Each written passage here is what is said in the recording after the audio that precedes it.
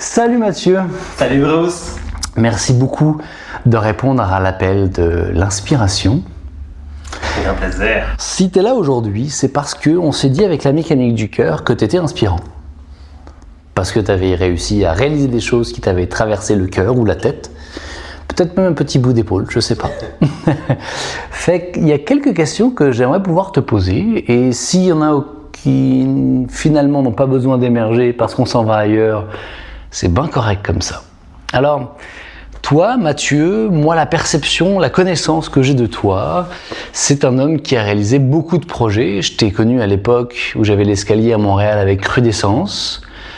Après, il y a eu Rise Kombucha, il y a eu la géosophie que tu as co-créée aussi, puis maintenant il y a Mana Méditation, un autre nouveau projet, avec un cours qui s'en vient en plus, que tu es en train de monter, fait que tu n'arrêtes pas. Et il y a cet endroit aussi à Fredericksburg, extraordinaire, avec tout un domaine, et des constructions, des espaces de mijotage et de création. Est-ce que tu peux me parler, s'il te plaît, de ce qui fait qu'à un moment donné, tu te dis « Ok, je réalise ce projet, je vais jusqu'au bout ».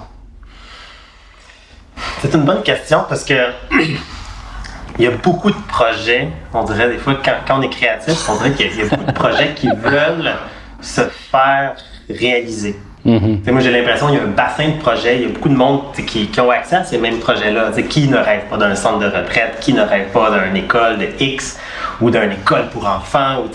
Il y a beaucoup de projets que moi, je dis c'est un peu les projets du nouveau monde. Là, ouais. Puis, on dirait qu'ils nous appellent. Fait que moi, j'ai cette relation-là aux projets qui sont pas nécessairement les miens, mais qui font partie d'une ambiance, d'un désir collectif. Puis moi, je vais choisir ceux qui résonnent vraiment avec moi, puis ceux que je comme, okay, moi, j'ai le goût de contribuer dans ce mouvement-là. Fait qu'il y a... Puis là, c'est là où on voit aussi qu'il y a une relation, je fais le projet et le projet me fait. Ouais. Parce que dans le fond, tous les projets que je fais, c'est à la base aussi une forme de développement personnel, de conscience, d'évolution, parce qu'il faut se le dire, faire des projets, c'est exigeant, ça met à bonne épreuve. Oui, et à travers tes projets, justement, c'est dans quel projet pour toi que tu as senti qu'il y a eu un switch où tu es passé d'un Mathieu... alors, je parle pas d'un Mathieu, mais d'un personnage qui, parce que j'accompagne beaucoup de gens quand même, qui met au monde un projet drivé par de quoi j'ai l'air, ce qu'on va penser de moi, qu'est-ce qui va se passer, la peur, est-ce que ça existait pour toi, finalement, ça m'a permis d'accoucher à partir de ce moi contraint, un soi plus ouvert, plus réalisé, plus spacieux. Quel projet? Ouais. Mais, un peu de tout peut-être, mais à un moment... À vrai dire, avant de faire des projets, moi j'ai passé quand même beaucoup de temps à explorer le monde intérieur, la méditation. Pendant 8 ans, j'étais en voyage, en quête de sens, vraiment de façon intensive. Au point que j'avais comme laissé beaucoup de l'ancien Mathieu. J'étais rendu un peu un moine, comme pas errant, mais vraiment engagé dans une direction spirituelle. Puis c'est en quittant ou en me commettant dans le monde, donc en quittant ce bien-être spirituel un peu vaporeux, un peu monastique, dans lequel je voyais le monde un peu de l'extérieur. Selon Peak State. Comme, ça c'est le monde, moi je suis pas dans le monde. Puis à un moment donné, c'est vraiment une impulsion d'amour, de contribution, qui fait comme non, moi je veux jouer dans le terrain, puis me commettre là-dedans. Fait que dans le fond, c'est cette impulsion-là qui me drive encore. Okay? Puis si je perds cette impulsion-là, ce que j'observe, c'est que tout à coup, je suis fatigué. Je perds mon énergie vitale. J'ai pas d'inspiration, je vois flou.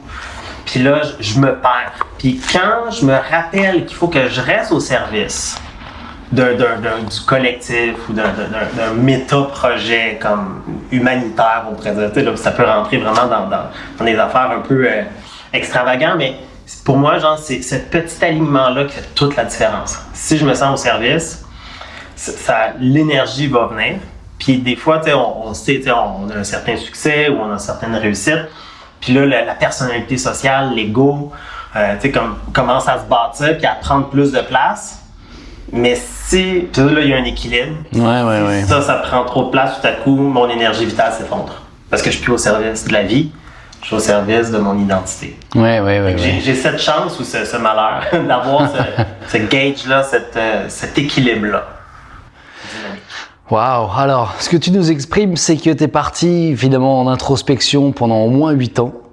Puis que de cette introspection, il y avait ce que j'entends, une forme de séparation avec le monde. Mais que de cette séparation, t'as rencontré une sensation d'amour à l'intérieur de toi. Puis la motivation, c'était la contribution. Ok. Fait contribuer. Pour qui? Pourquoi?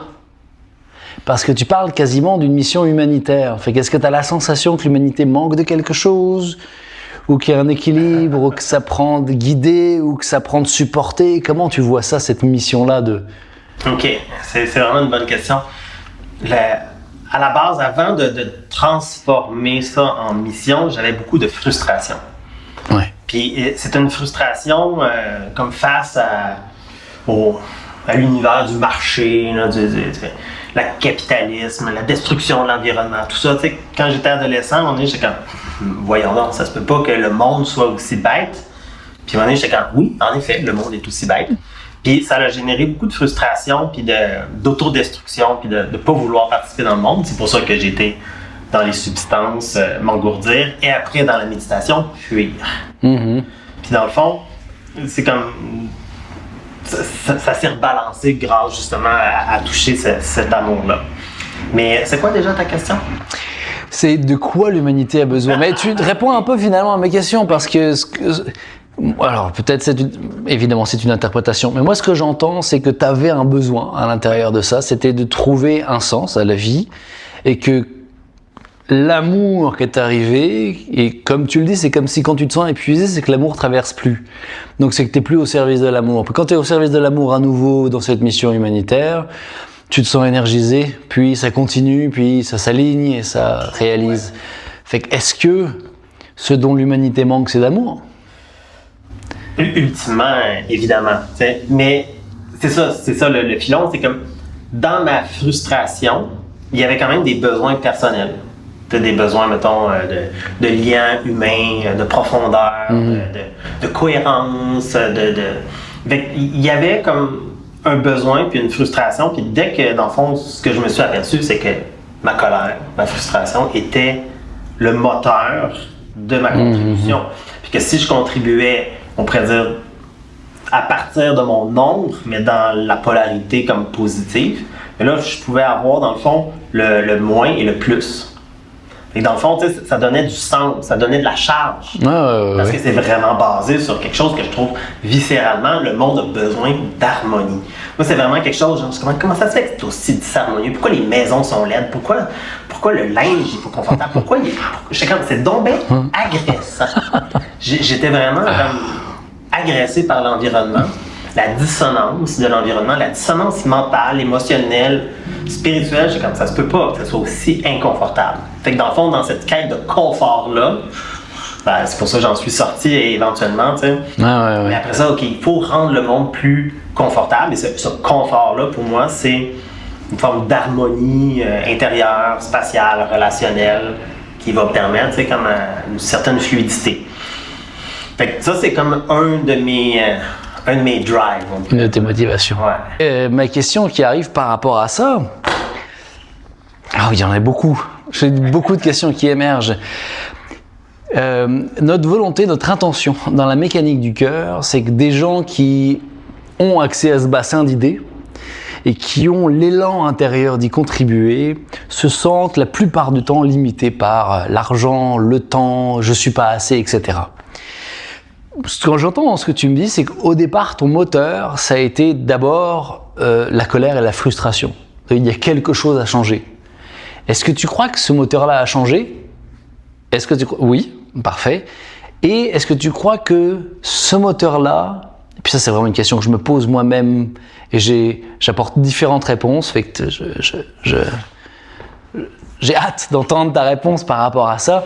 Est-ce que tu penses que la peur, finalement, le moteur du manque, de la colère, de la frustration, il est plus puissant, il est humain et il est essentiel à réaliser, à être entrepreneur? avec la peur.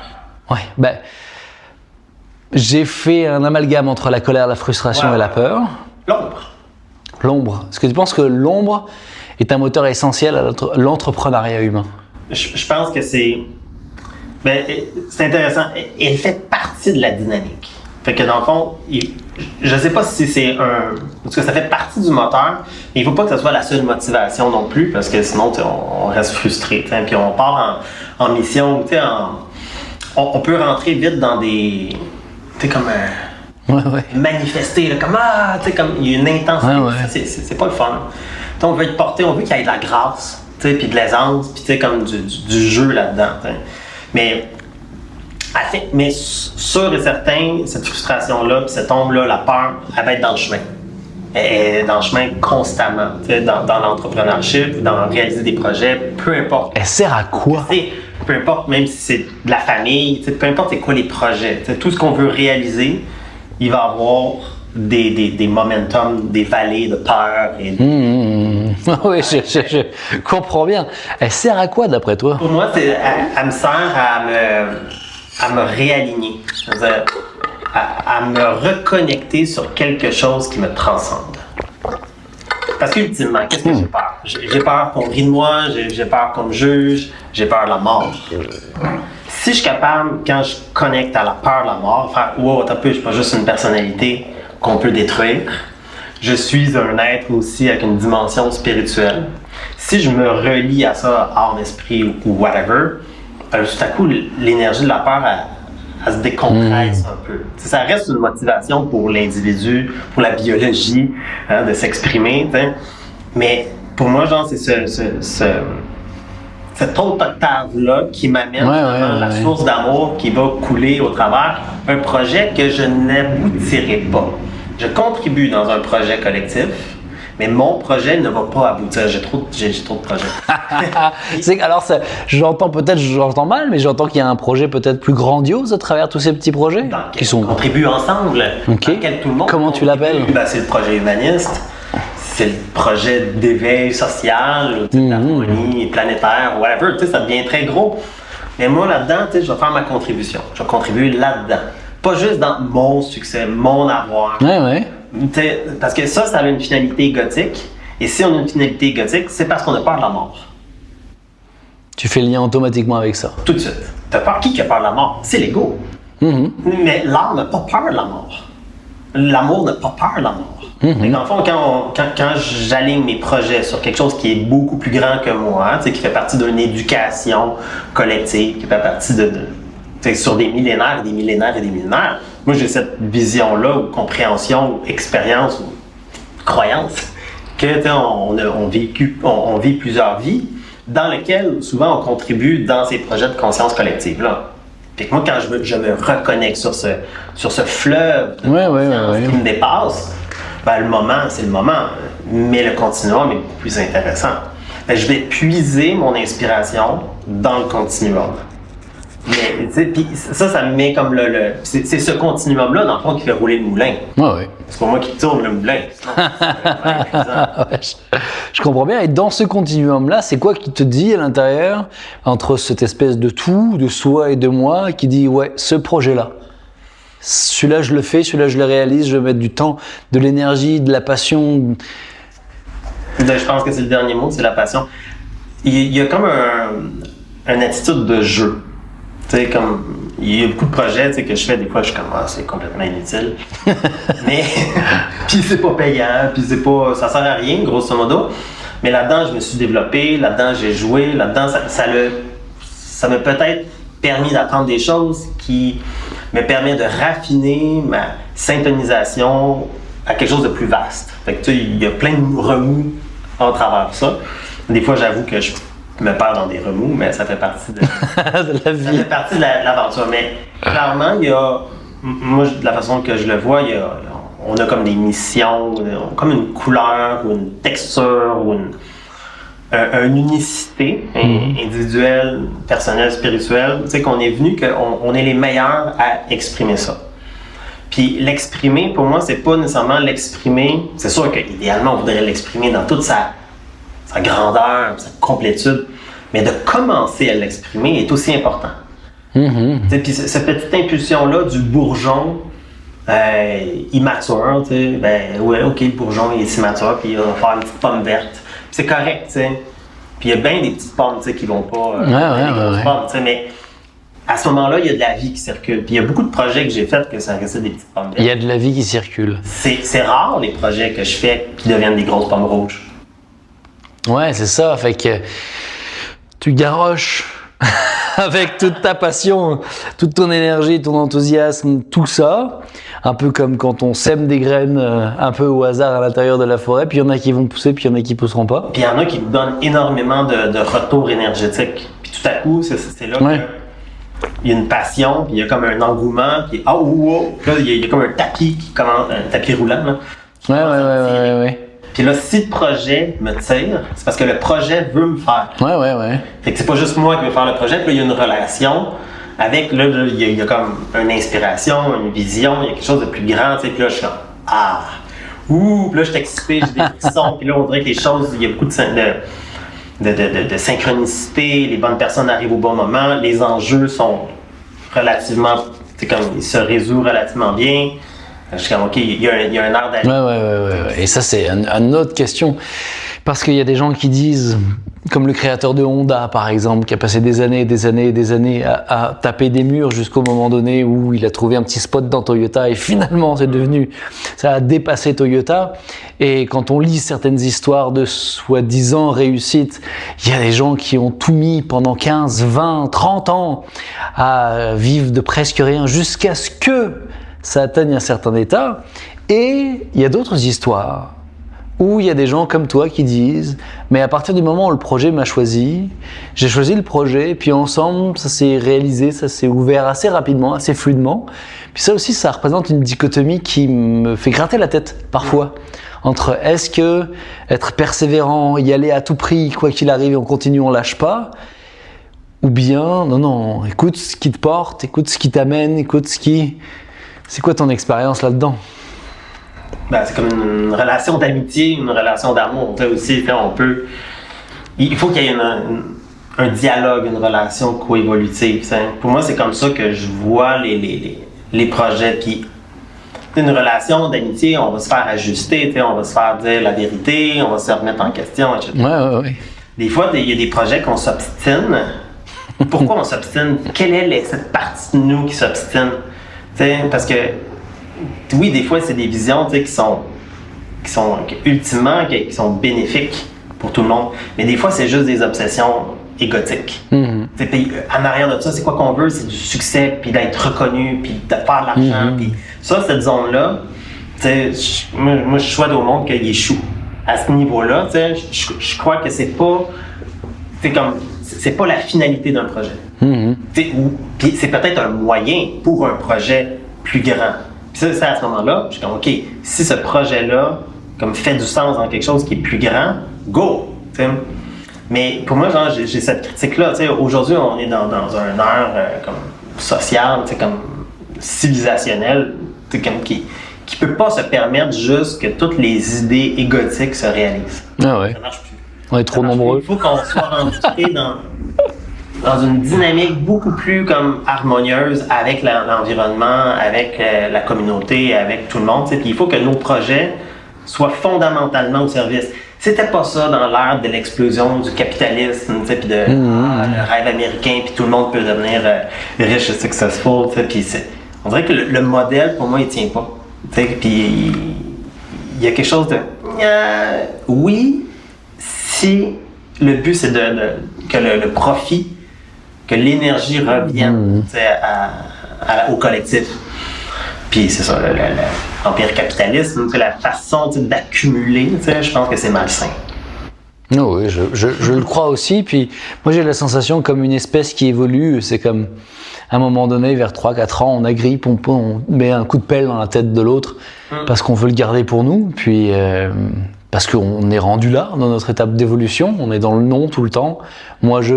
Puis à un moment donné, vers 7-8 ans, oh, le monde existe, il n'y a pas que moi. J'entre en relation. Oh, un ami, c'est quoi un ami? Fait qu'on a grandi. Puis je ne sais pas où on est rendu dans notre âge d'humanité. Mais en effet, je pense qu'à un moment donné, il y a une étape où on peut se poser la question, c'est vrai, j'ai récupéré de l'argent, c'est vrai, j'ai récupéré de l'énergie, c'est vrai, j'ai récupéré tout ça. Comment est-ce que, mais même si on est égoïste, est-ce qu'on peut être égoïste plus largement? Comment est-ce que juste ma famille, juste ma communauté, puis finalement les humains de la Terre? Je pense que toi, oui, je suis d'accord avec cette vision-là. Il faut juste qu'elle inclue tout le reste. Oui, au début, je veux prendre soin de ma vie, puis d'être en santé, d'avoir, qu'est-ce que j'ai de besoin, puis pour ma famille, puis après ça, pour mon petit collectif, puis après ça, oui, de grandir cette sphère-là. Mais pourquoi pas, au tout début, de choisir de prendre soin de soi en cohérence avec les autres sphères. C'est ça qui fait que les sphères supérieures vont participer dans le projet personnel. Puis puis moi, c'est ça qui m'intéresse le plus. Pour moi, il y a la force de la nature, qui est comme la force de vie de la nature, que je considère que c'est une force cosmique. C'est ça qui fait tourner les galaxies. C'est une force de vie. Et certains vont l'appeler peut-être Dieu. Il y a une force universelle. Pour moi, c'est quand on est en relation avec cette force universelle-là, puis qu'on accepte d'ajuster nos projets dans cette relation-là, ben là, il y a une magie qui peut s'opérer. C'est vraiment ça. Puis c'est peut-être c'est clairement à contre-courant, dans le sens que souvent c'est pas une vision centrale dans le développement d'affaires. Mais et si ça arrivait, et s'il y avait un modèle qui se mettait en place pour honorer ce phénomène? Ben, il est trop tard, on va être forcé à le faire parce que la vie, elle est en feedback, puis elle va forcer l'individu à être en phase avec la nature. Parce que sinon, la nature va comme bousiller l'individu. Puis il y a beaucoup de monde qui vont faire des super empires comme d'entreprises incroyables, puis ils sont pas heureux. Oui, c'est ça. Ils sont pas heureux. Il y a du monde qui se suicide là-dedans. Il y a une confusion. Puis ça, c'est parce qu'on n'est pas en reliance avec quelque chose qui nous transcende.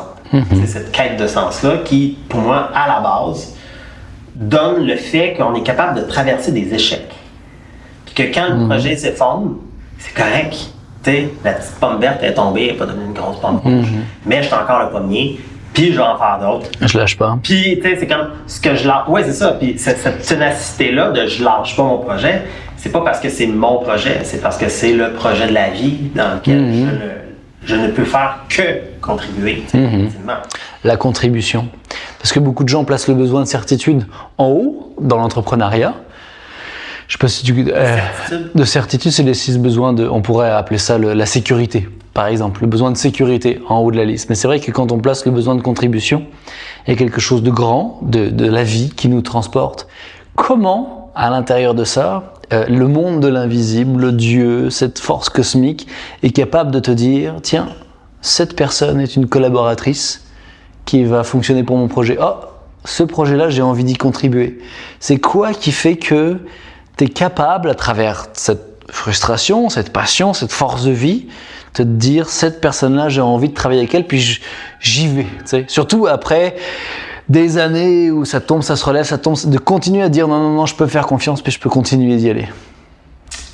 Premièrement, c'est pas clair comme ça. J'aimerais ça que ça soit comme ça. Je me sens quand même comme un aveugle qui avance à tâtons. Puis à un moment donné, ok, là ça part. Non, pas là. Puis dans le fond, c'est dans le ressenti de est-ce que ça m'engendre plus d'énergie ou ça ferme mon énergie. Fait que c'est vraiment dans la sensibilité. Puis encore là, il faut que je doute de ma sensibilité parce qu'elle est tout le temps doublée de toutes mes croyances. Choisir des chemins faciles, regardons ça, il y a de l'air gentil. Puis dans le fond, c'est pas du tout. Et à travers ça, d'apprendre de ses erreurs. Ok, il y a de l'air gentil, je me suis investi avec, de cet avoir. Pourquoi? Qu'est-ce que j'ai pas écouté? Ah ouais, je l'avais filé avant. Ah ouais, puis là, on dirait qu'on apprend dans l'intuition, en rétroaction de notre intuition, de faire ah ouais, je le savais, je l'avais eu, puis d'écouter l'intuition, que ce soit une intuition mentale ou ressentie, ou au travers des synchronicités de la vie, on apprend comme à naviguer à travers ça. Puis pour moi, les opportunités sont là. C'est clair, il y a du monde qui nous offre des fois des choses, là, c'est waouh! C'est comme, ah non, je le file pas. Je sais pas pourquoi. Je vais forcer, je vais lire son affaire. Non. Puis là, on se fait convaincre, là, finalement, quelques mois plus tard, quelques années plus tard, je le savais. Puis ça, c'est intéressant parce que, ultimement, pour moi, le projet final, c'est comme une forme d'évolution individu puis de conscience. Fait que l'entreprise se retrouve à être un moteur ou plutôt une école. C'est comme une des pires. une des meilleures écoles. Parce que là, tu joues avec l'argent, tu joues avec des gens, tu joues avec des responsabilités, gens qui ont pas de mesure là, comparativement à d'autres choses. Hein. Fait que, puis je pense que plus on a de la famille, plus il y a des gens qui dépendent de nous. Ben là, oui, il faut que tu apprennes, il faut que tu navigues à travers ça. Puis moi, je reviens sur... moi, j'ai beaucoup plongé dans le bouddhisme tibétain, puis j'adorais comment il pointe beaucoup la mort. Comme que la mort reste quelque chose qui pas qui me fascine, mais oui, qui m'habite étrangement. Puis je me dis souvent, ok, mais si je meurs, c'est comme ok, mais supposons, à quoi ça sert? Fait que là, on dirait que la considération de la mort me ramène vraiment dans est-ce que ça fait du sens là, right now? Puis si je perds ça, qu'est-ce qui se passe? Ou si le projet s'effondre, qu'est-ce qui se passe? De toujours inclure dans ma vision de réalisation l'échec. Fait que dans le fond, c'est comme on fait une conférence, ok, qu'est-ce qui arrive s'il n'y a personne? Pourquoi c'est ça? Je sais pas, juste s'il n'y a personne, est-ce que je suis capable de dealer avec l'échec? Si je suis pas capable de dealer avec l'échec, je n'aurai pas le front oui, absolument. Pour réaliser le projet. L'échec comme une force. D'inclure comme cette capacité-là d'encaisser l'échec. Puis je pense que c'est ça fait que la considération de la mort m'a amené. Puis vu que j'ai moins peur de l'échec, peut-être que certaines personnes, je fonce beaucoup plus. Puis vu que j'ai déjà vécu avec mon sac à dos, puis pas d'argent, puis avec rien pendant très longtemps, je sais que je peux être bien avec rien ou me réinventer n'importe où dans n'importe quel pays, puis me refaire une communauté, me refaire une job, me refaire une vie avec un autre nom peut-être. Cet état-là, qui n'est pas nécessairement facile à faire si on a des enfants, puis, des loyers à payer, puis tout ça. T'sais. Mais ça reste quand même que cette méditation-là sur la possibilité d'échec, pour moi, fait que ça me donne le front de faire OK, si ça marche pas, qu'est-ce qui se passe? Ça va me faire trop mal. Mais je serais pas. Ça va rester dans l'inconscient. Je comprends. Fait que quelqu'un qui nous regarde en ce moment, qui est inspiré, qui a un rêve, qui a une envie d'avancer, qui comprend à travers ton partage, à sa façon peut-être, qu'il y a une introspection. Il y a une connexion avec quelque chose de plus grand parce qu'au service, à travers ce que j'entends, c'est de toute façon plus facile, même si ça reste compliqué. Que les gens qu'on va trouver sur ce chemin-là, qu'on va rencontrer, avec qui on va dealer, ce sera sûrement les meilleures personnes pour nous mettre face à nos défis inconscients et que un jour, à force d'échecs, on sera habitué à comprendre qu'on se fait modéliser, qu'on se fait sculpter par la vie d'une certaine manière et que ce fameux grand projet est en train de nous faire pour qu'un jour on soit prêt d'une certaine manière à faire des projets et à avancer adéquates pour que ce grand projet se réalise au fur et à mesure du temps et que ça prend d'y aller à un moment donné, d'arrêter de freiner puis d'avancer. Est-ce que ça fait du sens? Ouais, c'est un bon résumé. C'est un bon résumé. J'avais quand même une question qui était quand même importante pour moi avec ta rencontre. C'est comment tu as rencontré et apprivoisé le monde de l'invisible à l'intérieur de l'entrepreneuriat. Tu nous en as dit beaucoup comment ça t'aide. Mais les moments qui ont fait comme l'invisible est indiscutable maintenant. Puis comment je rentre en relation avec ça ou pas d'ailleurs. C'est sûr que j'ai rencontré l'invisible, on pourrait dire, avant l'entrepreneuriat. Ce qui fait que l'entrepreneuriat, pour moi, il a toujours eu sa dimension de relation psycho-énergétique, spirituelle. Il y a tout le temps eu ces dimensions-là, puis la dimension physique, financière, c'est quelque chose que financière, là, après ça, c'est plus sombre pour moi. Il y a du monde, ils vont commencer par là, puis ils vont vouloir comme inclure un peu cet invisible-là. Moi, ça s'est fait de l'autre côté. Mais pour moi, je trouve que le point de bascule reste quand même le ressenti du cœur. Est-ce que ça m'ouvre le cœur? Est-ce que je rentre en joie? Est-ce que tout à coup j'ai le goût de partager? Ou je suis dans la peur, puis je suis avare de mon succès, de mes enfants. Puis cette texture-là, c'est à apprivoiser parce que ça devient comme, on pourrait dire, le radar par excellence. Ouais. Est-ce que ça m'ouvre? Est-ce que ça me ferme? Si ça me ferme, pourquoi? Peut-être parce qu'il y a un besoin qui n'est pas comblé. Puis si ça m'ouvre aussi, pourquoi? Est-ce que c'est parce que c'est un chemin facile, comme une croyance positive aussi qui est tout à fait négative? Fait que d'apprendre à dialoguer avec le cœur, de voir que pour moi, ça, c'est la base de l'invisible. Après ça, dans un monde, on pourrait dire, un peu chamanique, on considère qu'il y a beaucoup de forces non humaines qui cohabitent avec nous. T'sais.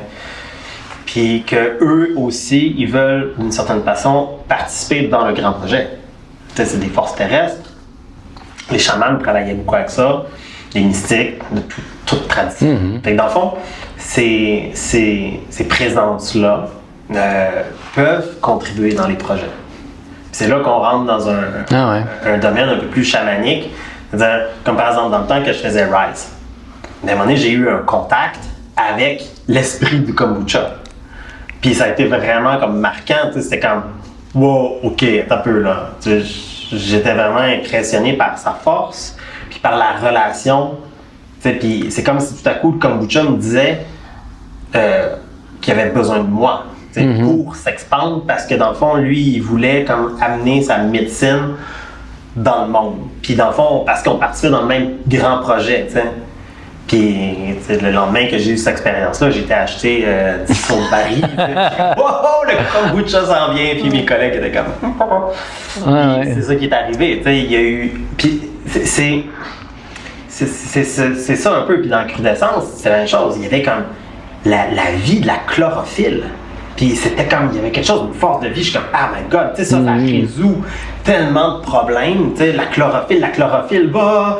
Puis tout à coup, je deviens comme inspiré dans le sens de inspirited, tu sais, investi d'esprit.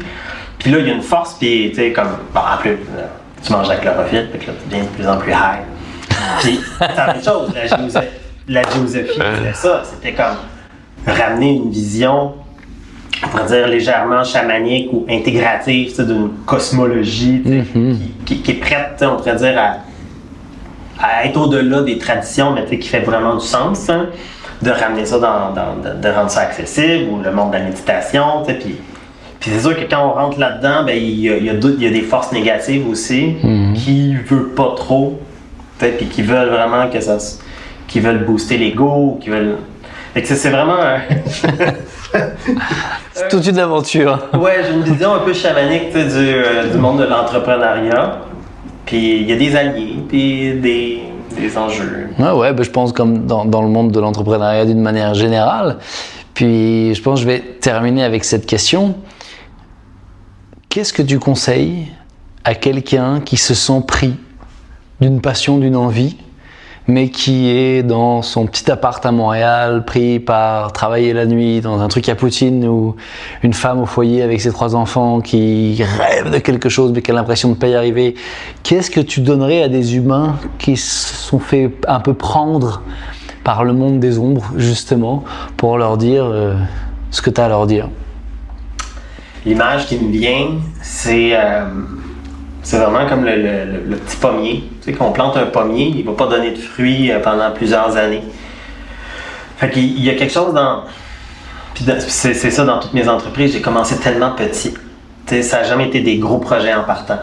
Tu sais, comme là, je suis en train de lancer comme des formations, puis je suis comme... Ça se peut qu'il n'y ait personne au début. Ça se peut qu'il n'y ait personne pendant 2 ans.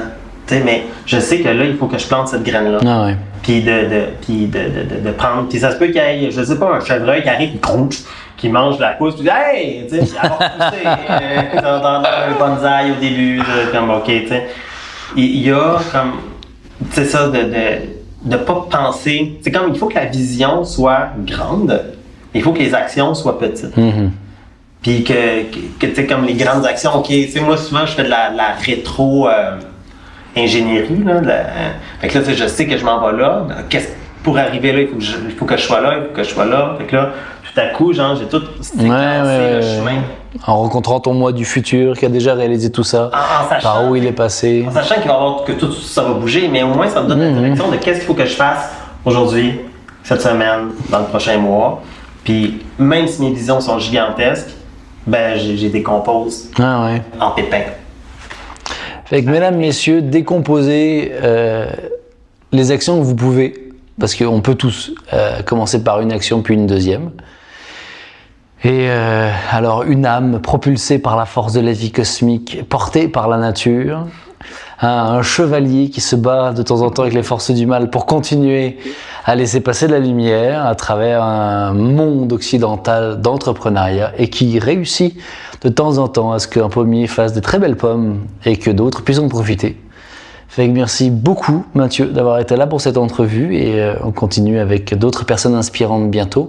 Et n'hésitez pas évidemment à la fin de cette vidéo vous allez avoir tous les contacts pour contacter Mathieu directement, son courriel etc. qu'on va mettre à disponibilité.